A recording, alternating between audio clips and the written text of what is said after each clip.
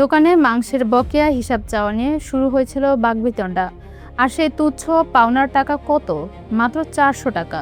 কিন্তু কে জানতো বাকবিতণ্ডার এক পর্যায়ে মেজাজ হারিয়ে রাস্তার পাশে পড়ে থাকা একটি ভাঙা ইট হাতে তুলে নেবে ঘাতক। চোখের পলকে একজন দিন আনি দিনখানি চা দোকানদারের মাথায় সেই ইটের নির্মম আঘাতে নিভে যায় একটি তাজা প্রাণ। খুলনার রূপসায় চাঞ্চল্যকর দিন মোহাম্মদ ঢালী হত্যাকাণ্ডের দীর্ঘ 30 দিন পর আত্মগোপনে থাকা পলাতক ঘাতক কসাইকে গ্রেপ্তার করেছে পিবিআই খুলনা। ছদ্মবেশে ইটভাটায় কাজ করেও শেষ রক্ষা হয়নি এই আসামির। কিভাবে ঘটেছিল এই বর্বরোচিত ঘটনা, দেখুন আমাদের আজকের বিশেষ বিশ্লেষণধর্মী প্রতিবেদনে। ঘটনাটি খুলনা জেলার রূপসা থানাধীন ভবানীপুর এলাকার। ভবানীপুর স্কুলের ঠিক পশ্চিম পাশে একটি ছোট চা ও পানির দোকান চালাতেন এলাকারই বাসিন্দা মৃত কাশেম ঢালীর ছেলে দিন মোহাম্মদ ঢালী। ঘাম ঝরানো উপার্জনে পরিবার নিয়ে চলত তার সাধারণ জীবন। গত 17 মার্চ 2026 তারিখ বিকেল আনুমানিক 4টার দিকে দিন মোহাম্মদ নিজ দোকানে বেচাকেনা করছিলেন। ঠিক সে সময় সেখানে উপস্থিত হন এলাকার মৃত সেকেন্দার লস্করের ছেলে আবুল খায়ের লস্কর। পেশায় কসাই ও গরু ব্যবসায়ী আবুল খায়ের দিন মোহাম্মদের কাছে পূর্বে বিক্রি করা মাংসের বকেয়া পাওনা 400 টাকা দাবি করেন। সামান্য 400 টাকা চাওয়াকে কেন্দ্র করে দোকানদার দিন মোহাম্মদ ও কসাই আবুল খায়ের মধ্যে শুরু হয় তীব্র তর্ক বিতর্ক। কথা কাটাকাটির এক পর্যায়ে ক্রোধে উন্মত্ত হয়ে ওঠে আবুল খায়ের।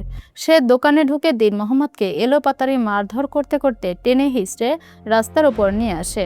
রাস্তার পাশে পড়ে থাকা একটি ভারী ইট তুলে নিয়ে কোনো কিছু না ভেবেই দিন মোহাম্মদের মাথায় সজোরে আঘাত করে আবুল খায়ের। মাথায় মারাত্মক আঘাত পেয়ে রক্তাক্ত অবস্থায় রাস্তায় লুটিয়ে পড়েন চা দোকানদার দিন মোহাম্মদ। আর ঘটনা ঘটিয়ে দ্রুত এলাকা ছেড়ে চম্পট দেয় ঘাতক কসাই। মাথায় গুরুতর আঘাতপ্রাপ্ত দিন মোহাম্মদকে রক্তাক্ত অবস্থায় পড়ে থাকতে দেখে স্থানীয় আশেপাশের লোকজন ছুটে আসেন। দ্রুত তাকে উদ্ধার করে প্রথমে উপজেলা স্বাস্থ্য কমপ্লেক্স রূপসায় নিয়ে যাওয়া হয়। কিন্তু তার শারীরিক অবস্থার মারাত্মক অবনতি ঘটলে চিকিৎসকরা তাকে জরুরি ভিত্তিতে খুলনা মেডিকেল কলেজ হাসপাতালে প্রেরণ করেন।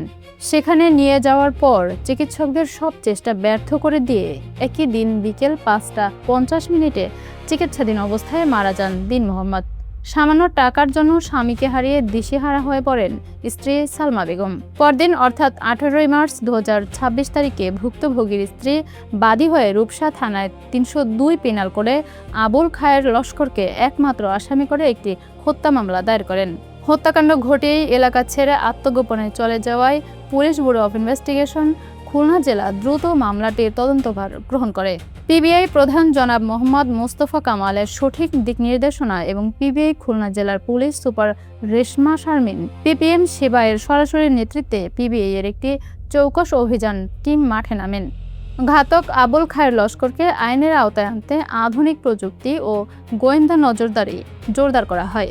দীর্ঘ 30 দিনের নির্বিচ্ছিন্ন চেষ্টা ও অনুসন্ধানের পর গত 16 এপ্রিল 2026 তারিখ রাত 12টা 30 পিবিআই টিম জানতে পারে আসামির গোপন আস্তানার খবর। কোতোয়ালি থানা এলাকার উপশহর নামক স্থানে ঝটিকা অভিযান চালিয়ে অবশেষে রূপসার সেই বহুল আলোচিত ঘাতক কসাই আবুল খায়ের লস্করকে গ্রেফতার করতে সক্ষম হয় পিবিআই। গ্রেফতারের পর পিবিআইয়ের নিবিড় জিজ্ঞাসাবাদের মুখোমুখি করা হয় আবুল খায়েরকে। বের হয়ে আসে তার আত্মগোপনে থাকার চাঞ্চল্যকর তথ্য। আবুল খায়ের স্বীকার করে রূপসার চা দোকানদারকে ইটের আঘাতে হত্যা করার পরপরই সে এলাকা ছেড়ে পালিয়ে নড়াইল জেলায় চলে যায়। সেখানে নিজের আসল পরিচয় লুকিয়ে ছদ্মবেশে একটি ইটভাটায় শ্রমিক হিসেবে কাজ শুরু করে।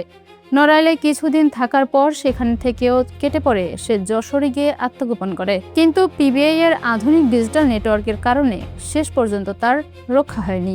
জিজ্ঞাসাবাদে সে অকপটে স্বীকার করে পাওনা 400 টাকা নিয়ে ক্ষোভের মাথায় সে দিন মোহাম্মদকে ইট দিয়ে মাথায় আঘাত করেছিল, যার পরিণতিতে তার মৃত্যু হয়। পরবর্তীতে গ্রেপ্তারকৃত আসামিকে বিজ্ঞ আদালতে সোপর্দ করা হলে সে ফৌজদারি কার্যবিধির 164 ধারায় স্বীকারোক্তিমূলক জবানবন্দি প্রদান করে। মাত্র 400 টাকা। একটি মানুষের জীবনের দাম কি তবে এতটাই সামান্য? সামান্য অসংযম, ক্ষণিকের রাগ আর অহংকার কিভাবে দুটি পরিবারকে এক নিমেষে ধ্বংসের মুখে ঠেলে দিল। রূপসার এই মর্মান্তিক ঘটনা তার এক জ্বলন্ত উদাহরণ।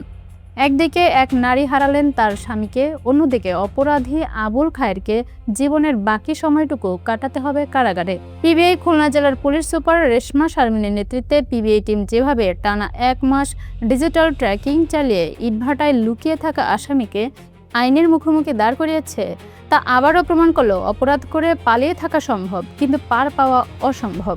সমাজের সর্বস্তরে এই অসংযম ও সহিংসতা বন্ধ হোক, এটাই আজকের দিনের সবচেয়ে বড় শিক্ষা।